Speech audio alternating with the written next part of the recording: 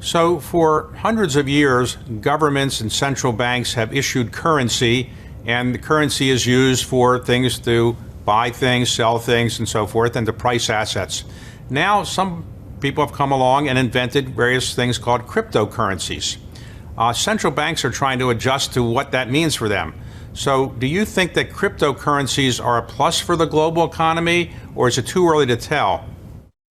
Cryptos are not currencies, full stop. Cryptos are highly speculative assets that claim their fame as currency, possibly, but they're not.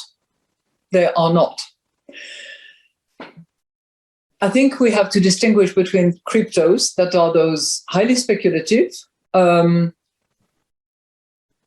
suspicious occasionally, and high intensity in terms of energy consumption assets, but they're not a currency. On the other hand, you have those stable coins that are beginning to proliferate, which some big techs are trying to promote and push along the way, which are a different animal and need to be regulated where there has to be oversight that corresponds to the business that they are actually conducting, irrespective of how they name themselves.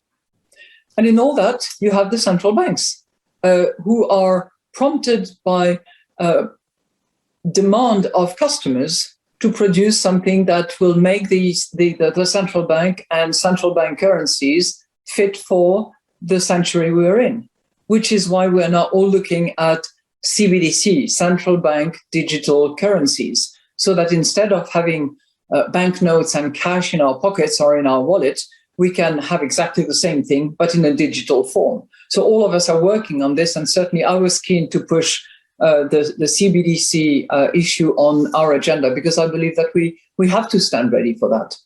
So if the ECB, like the Federal Reserve, also looking at it, if the ECB were to have a digital currency, would that be to the exclusion of paper currencies, or it would be side by side? Side by side, because we want customers to have their preference. If they still want to hold those banknotes and cash, fine, and it should continue to be available and around.